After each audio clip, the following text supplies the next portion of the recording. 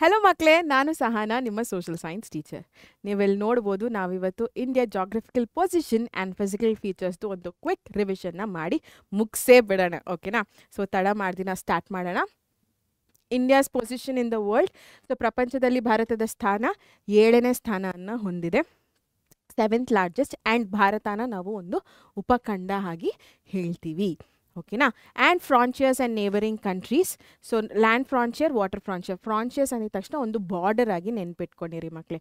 So ನಮಗೆ ಭೂಮೇರೆ ಬಂದುಬಿಟ್ಟು 7 Nations ಇದೆ ಒಟ್ಟು. ಆ್ಯಂಡ್ ವಾಟರ್ ಫ್ರಾಂಚಿಯರ್ ಬಂದು ಅಥವಾ ಜಲಮೇರ ಬಂದು ಒಟ್ಟು 2 ನೇಷನ್ಸ್ ಇದೆ. So Bachpan May MBA. So ಇದನ್ನು ನೆನ್ಪಿಟ್ಕೊಂಡಿರಿ. ಆ್ಯಂಡ್ ನಿಮಗೆ ಇರುವಂಥ ಎಲ್ಲ ಕಂಟ್ರಿ ಬಾರ್ಡರ್ಸ್ಗಳು ನಿಮಗೆ ಗೊತ್ತಾಗ್ಬಿಡುತ್ತೆ. ಓಕೆನಾ? And next physical features, 4 major divisions ಇದೆ. ಸೊ 4 ಪ್ರಧಾನ ಭೂಸ್ವರೂಪ ವಿಭಾಗಗಳು. ಅದ್ಯಾವುದಪ್ಪ ಅಂತಂದರೆ, first northern mountains. So northern mountains Pamir ನಾರ್ಟಿಂದ ಅರುಣಾಚಲ್ ಪ್ರದೇಶವರೆಗೂ ಹರಡ್ಕೊಂಡಿದೆ. ಆ್ಯಂಡ್ ಇದ್ರ ಕೆಳಗಡೆ ಬರೋವಂಥದ್ದು ಸಿವಾಲಿಕ್ ರೇಂಜ್, ಹಿಮಾಚಲ್ ಹಾಗೂ greater Himalayas and trans Himalayas. So ಇವು 4 ನಾರ್ದರ್ನ್ ಮೌಂಟೇನ್ಸ್ ಕೆಳಗಡೆ ಬರೋವಂಥದ್ದು. ಸಿವಾಲಿಕ್ ರೇಂಜ್ ಫುಟಿಲ್ಸ್ ಅಂತ ಕರಿತೀವಿ. ಆ್ಯಂಡ್ ಅದರಲ್ಲಿ ಪ್ರತ್ಯೇಕವಾಗಿ ನೋಡೋ ಅಂಥದ್ದು ಡ್ಯೂನ್ಗಳು. ಆ್ಯಂಡ್ ಹಿಮಾಚಲ್ ಅಲ್ಲಿ ಪ್ಯಾರಲಲ್ ಮೌಂಟೇನ್ ರೇಂಜಸ್ ನೋಡ್ಬೋದು ಆ್ಯಂಡ್ ಹಿಲ್ ಸ್ಟೇಷನ್, ಸೊ ಗಿರಿಧಾಮಗಳನ್ನ ನಾವು ನೋಡ್ಬೋದು. ಆ್ಯಂಡ್ ಗ್ರೇಟರ್ ಹಿಮಾಲಯಾಸ್ನ ಹಿಮಾದ್ರಿ ಅಂತ ಕೂಡ ಕರಿತೀವಿ. ಆ್ಯಂಡ್ ಪ್ರಪಂಚದಲ್ಲೇ ಎತ್ತರವಾದಂಥ ಒಂದು ಎವರೆಸ್ಟ್, ಸೊ ಮೌಂಟ್ ಎವರೆಸ್ಟ್ನ ನಾವು ನೋಡ್ಬೋದು. ಆ್ಯಂಡ್ ಗಂಗೋತ್ರಿ ಗ್ಲೇಷಿಯರ್ ಕೂಡ ನಿಮಗೆ ಗ್ರೇಟರ್ ಹಿಮಾಲಯಾಸಲ್ಲೇ ಕಾಣಿಸ್ಕೊಳ್ಳೋದು. ಸೊ ಗಂಗೋತ್ರಿ ಗ್ಲೇಷಿಯರಿಂದ ಗಂಗಾ ನದಿ ಬರುವಂಥದ್ದು. And next trans Himalayas, K2 ಅಥವಾ ಗಾಡ್ವಿನ್ ಆಸ್ಟಿನ್ ಅಂತ ಹೇಳ್ತೀವಿ. ಭಾರತದಲ್ಲಿ ಅತಿ ಎತ್ತರವಾದ ಒಂದು ಮೌಂಟೇನ್ ಅದು. ಸೊ ಅದು ನೀವು ನೋಡುವಂಥದ್ದು ಟ್ರಾನ್ಸ್ ಹಿಮಾಲಯಾಸಲ್ಲಿ. ಓಕೆನಾ? Next importance of the Himalayas exam point of view ಇಂದ ತುಂಬಾ ಇಂಪಾರ್ಟೆಂಟ್. ಸೊ ಶೀತಗಾಳಿಯಿಂದ ನಮಗೆ ರಕ್ಷಣೆಯನ್ನು ಕೊಡುತ್ತೆ. And birth place of many rivers. Example Gangotri ಇಂದ ಗಂಗಾ ನದಿ ಬರುವಂಥದ್ದು. ಆ್ಯಂಡ್ ಡೆಫಿನೆಟ್ಲಿ ಟೂರಿಸಮ್ ಹಾಗೂ ಧಾರ್ಮಿಕ ಕೇಂದ್ರ ಆಗಿದೆ. ಓಕೆನಾ? Next northern great plain. So ಉತ್ತರದ ಮಹಾ ಮೈದಾನದಲ್ಲಿ ನಾವು ಡೆಪಾಸಿಷನ್ ಆಫ್ ಅಲುವಿಯಲ್ ಸಾಯಿಲ್ಸ್ನ ನೋಡ್ಬೋದು. ಯಾಕೆ ಡೆಪಾಸಿಷನ್ ಆಫ್ ಅಲುವಿಯಲ್ ಸಾಯಿಲ್ಸ್ ಆಗುತ್ತೆ ಅಂತಂದರೆ, ಸೊ ಹಿಮಾಲಯದಿಂದ ಬರುವಂಥ ಎಲ್ಲ ನದಿಗಳು ಮಣ್ಣನ್ನು ತಗೊಬರುತ್ತೆ. ಸೊ ಅದು ಅಲುವಿಯಲ್ ಸಾಯಿಲ್ ಆಗಿರುತ್ತೆ. ಆ್ಯಂಡ್ ಈ ಒಂದು ಪ್ರದೇಶ ನಾರ್ದರ್ನ್ ಗ್ರೇಟ್ ಪ್ಲೇನ್ ಏನಿದೆ ತುಂಬ ಫಲವತ್ತಾಗಿರುತ್ತೆ. ತುಂಬ ಅಂದರೆ ತುಂಬ ಫರ್ಟೈಲ್ ಆಗಿ ಇರುತ್ತೆ. ಸೊ ಅಗ್ರಿಕಲ್ಚರ್ಗೆ ಮೇಜರಾಗಿ ಸಪೋರ್ಟ್ ಮಾಡೋವಂಥದ್ದು ನಾರ್ದರ್ನ್ ಗ್ರೇಟ್ ಪ್ಲೇನ್ಸ್. 3ನೇದು ಪೆನಿನ್ಸುಲಾ ಪ್ಲಾಟು, ಪರ್ಯಾಯ ಪ್ರಸ್ಥಭೂಮಿ. ಇದು ಏನ್ಷಿಯಂಟ್, ಅಂದರೆ ನಾವಿಲ್ಲಿ ನೋಡೋ 4 ವಿಭಾಗಗಳಲ್ಲಿ ತುಂಬ ಪ್ರಾಚೀನವಾಗಿರುವಂಥದ್ದು ಪೆನಿನ್ಸುಲರ್ ಪ್ಲಾಟು. ಆ್ಯಂಡ್ ಟ್ರಯಾಂಗ್ಯುಲರ್ ಶೇಪಲ್ಲಿ ಇರುತ್ತೆ. ಓಕೆನಾ? ಆ್ಯಂಡ್ ಇದು 2ಆಗಿ ನಾವು ಡಿವೈಡ್ ಮಾಡ್ಬೋದು. ಸೊ ನಾರ್ತಲ್ಲಿ ಸೆಂಟ್ರಲ್ ಪ್ಲಾಟು ಅಂತ ಕರಿತೀವಿ. ಆ್ಯಂಡ್ ಸೌತಲ್ಲಿ ಡೆಕ್ಕನ್ ಪ್ಲಾಟು ಅಂತ ಕರಿತೀವಿ. ಸೊ ನರ್ಮದಾ ನದಿ ಮೇಲೆ ಇರುವಂಥದ್ದು ಸೆಂಟ್ರಲ್ ಪ್ಲಾಟು.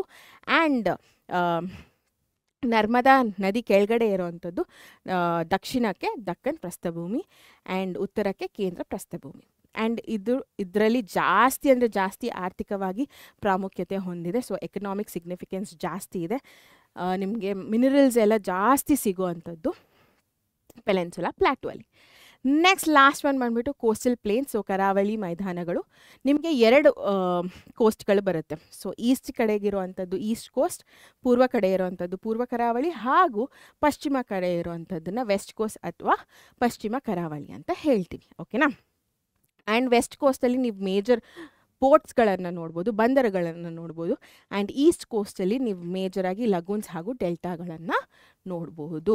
ಸೊ ಈಗ ನೋಡ್ಕೊಬರೋಣ ವೆಸ್ಟರ್ನ್ ಘಾಟ್ಸ್, ಅಂದರೆ ಪಶ್ಚಿಮಕ್ಕೆ ಇರುವಂಥ ಕೋಸ್ಟ್ಗಳು ಅಥವಾ ಕರಾವಳಿ ಮೈದಾನಗಳು ಯಾವುದು ಅಂತ ನೋಡೋಣ. ಸೊ ಫಸ್ಟ್ ಬರೋದೇ Gujarat coast, Konkan coast, Kanara coast ಹಾಗೂ ಮಲಬಾರ್ ಕೋಸ್ಟ್. ಓಕೆನಾ? ಆ್ಯಂಡ್ ಇದು ನೀವು ಸ್ಟೇಟ್ಸ್ ನೆನ್ಪಿಟ್ಕೊಂಡಿದ್ರೆ ಸಾಕು, ಈಸಿಯಾಗಿ ಈ ಕೋಸ್ಟ್ಗಳನ್ನು ನೆನ್ಪಿಟ್ಕೊಂಡಿರ್ಬೋದು. ನೆಕ್ಸ್ಟ್ ಬರೋ ಅಂಥದ್ದು ಈಸ್ಟರ್ನ್ ಘಾಟ್ಸ್ ಕಡೆಗೆ ಅಥವಾ ಈಸ್ಟರ್ನ್ ಸೈಡ್ ಕಡೆಗೆ ಬರುವಂಥ ಕೋಸ್ಟ್ಗಳಲ್ಲಿ ಇರುವಂಥದ್ದು ಉತ್ಕಲ್ ತೀರ ಹಾಗೂ ಕೋರಮಂಡಲ್ ಕೋಸ್ಟ್. ಓಕೆನಾ? ಸೊ ಇವೆರಡು ನಿಮಗೆ ಪೂರ್ವಕ್ಕೆ ಬರುವಂಥ ಕರಾವಳಿ ಮೈದಾನಗಳು. ಅದು ಬಿಟ್ಟು ನಿಮಗೆ ಇರುವಂಥದ್ದು ದ್ವೀಪಗಳು, ಐಲ್ಯಾಂಡ್ಸ್. ಸೊ ಟೋಟಲಿ ನಿಮಗೆ 247 ದ್ವೀಪಗಳನ್ನು ನಾವು ನೋಡ್ಬೋದು. ಸೊ ಆ ಕಡೆಗಿರುವಂಥದ್ದೇ ಲಕ್ಷದ್ವೀಪ ಆ್ಯಂಡ್ ಇಲ್ಲಿ ನೀವು ನೋಡುವಂಥದ್ದು ಅಂಡಮಾನ್ ಆ್ಯಂಡ್ ನಿಕೋಬಾರ್ ಐಲ್ಯಾಂಡ್ಗಳು. ಓಕೆನಾ. ಆ್ಯಂಡ್ ಗಲ್ಫ್ ಆಫ್ ಮನ್ನಾರ್ ಕೂಡ ಇದೆ.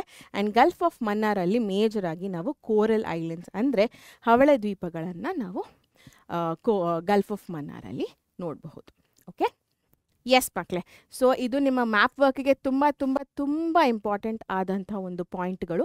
ಫಸ್ಟ್ ಲ್ಯಾಟಿಟ್ಯೂಡ್ನಲ್ ಪೊಸಿಷನ್, ಅದರಲ್ಲಿ ನೀವು ನೋಡಬೇಕಾಗಿರೋದು ಇಂದಿರಾ ಕಾಲ್. ನಿಮ್ಮ ಎಕ್ಸ್ಟ್ರೀಮ್ ಟಿಪ್ ಏನಿದೆ ನಾರ್ತ್ಗೆ ಲಡಾಖಲ್ಲಿರುವಂಥದ್ದು ಅದು ಇಂದಿರಾ ಕಾಲ್ ಆಗಿದೆ, ಇಲ್ಲಿ ನೀವು ನೋಡ್ಬೋದು. ಆ್ಯಂಡ್ ನೆಕ್ಸ್ಟ್ ಲ್ಯಾಟಿಟ್ಯೂಡ್ ಬಂದುಬಿಟ್ಟು tropic of cancer, again very very very important. ಅದನ್ನು ಕರ್ನಾಟಕ ಸಂಕ್ರಾಂತಿ ವೃತ್ತ ಅಂತ ಕರಿತೀವಿ. ಸೊ ಅದು ನೀವು ಇಲ್ಲಿ ನೋಡ್ಬೋದು ಮಿಡಲ್ ಆಫ್ ಇಂಡಿಯಾದಲ್ಲಿ. ಆ್ಯಂಡ್ ಇನ್ನೊಂದು ಪಾಯಿಂಟ್ ತುಂಬ ಇಂಪಾರ್ಟೆಂಟ್ ಆಗುತ್ತೆ, ಇಂದಿರಾ ಪಾಯಿಂಟ್ ಅಥವಾ ಪಿಗ್ಮೋಲಿಯನ್ ಪಾಯಿಂಟ್ ಅಂತ ಹೇಳ್ತೀವಿ. ಸೊ ಇದು ಕೂಡ ಎಕ್ಸ್ಟ್ರೀಮ್ ಸದರ್ನ್ ಟಿಪ್ ನಿಕೋಬಾರ್ ಐಲ್ಯಾಂಡ್ಸಲ್ಲಿ ಕಾಣಿಸ್ಕೊಳ್ಳೋಂಥದ್ದೇ ಇಂದಿರಾ ಪಾಯಿಂಟ್ ಅಥವಾ ಪಿಗ್ಮೋಲಿಯನ್ ಪಾಯಿಂಟ್ ಅಂತ ಹೇಳ್ತೀವಿ. ನೆಕ್ಸ್ಟ್ ಲಾಂಜಿಟ್ಯೂಡ್ನಲ್ ಪೊಸಿಷನ್, ನಮ್ಮ ಇಂಡಿಯನ್ ಸ್ಟ್ಯಾಂಡರ್ಡ್ ಟೈಮ್ ಕೂಡ ಇದ್ರ ಮೇಲೆ ಬೇಸ್ ಆಗಿದೆ. ಸೊ ಇದು 82.5 ಡಿಗ್ರಿ ಈಸ್ಟ್ ಲಾಂಜಿಟ್ಯೂಡ್ ಅಂತ ಹೇಳ್ತೀವಿ. ಪ್ರಯಾಗ್ರಾಜ್ ಅಲಹಾಬಾದಿಂದ ಕ್ರಾಸ್ ಆಗುವಂಥದ್ದು. ಸೊ ಇದು ತುಂಬ important again from the exam point of view. Okay, and yes, so ಇಲ್ಲಿ ಇಂದಿರಾ ಪಾಯಿಂಟ್ ಅಂದಿದ ತಕ್ಷಣ ಸದರ್ನ್ ಎಕ್ಸ್ಟ್ರೀಮ್ ಟಿಪ್ ಅಂದಿದ ತಕ್ಷಣ ನೀವು ಇಲ್ಲಿ ಕನ್ಯಾಕುಮಾರಿಯಲ್ಲಿ ಹಾಕೋದಲ್ಲ, Nicobar islands. Okay, so greater Nicobar ಐಲ್ಯಾಂಡ್ಸಲ್ಲಿ ಕಾಣಿಸ್ಕೊಳ್ಳೋವಂಥದ್ದು. ಸೊ ದ ಎಕ್ಸ್ಟ್ರೀಮ್ ಟಿಪ್ಪಲ್ಲಿ ಇರುವಂಥದ್ದೇ ನಮ್ಮ ಇಂದಿರಾ ಪಾಯಿಂಟ್ ಅಥವಾ ಪಿಗ್ಮೋಲಿಯನ್ ಪಾಯಿಂಟ್ ಅಂತಲೂ ಕೇಳಬಹುದು. ಓಕೆನಾ.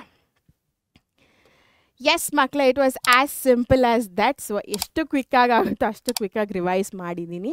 ಇದನ್ನು ಇನ್ ಡೀಟೇಲ್ ಆಗಿ ನಾವು ಆಲ್ರೆಡಿ ಎಕ್ಸ್ಪ್ಲೇನ್ ಮಾಡಿದ್ದೀವಿ. ಆ್ಯಂಡ್ ನಿಮ್ಗೆ ಆ ಡೀಟೇಲ್ಡ್ ವಿಡಿಯೋದು ಲಿಂಕ್ ನಿಮಗೆ ಕೆಳಗಡೆ ಡಿಸ್ಕ್ರಿಪ್ಷನಲ್ಲಿ ಹಾಕಿದ್ದಾರೆ. So go check that out. And ನಿಮಗೆ ಕ್ವಿಕ್ಕಾಗಿ ರಿವೈಸ್ ಮಾಡಬೇಕು ಅಂತಂದರೆ ಈ ವಿಡಿಯೋ ನಿಮಗೆ ಹೆಲ್ಪ್ ಮಾಡುತ್ತೆ. ಈ ಥರ ಇನ್ನಷ್ಟು ವೀಡಿಯೋಸ್ ಜೊತೆ ನಿಮ್ಮ ಮುಂದೆ ಬರ್ತೀನಿ. Until then signing off Sahana. Take care, ಬಾಯ್.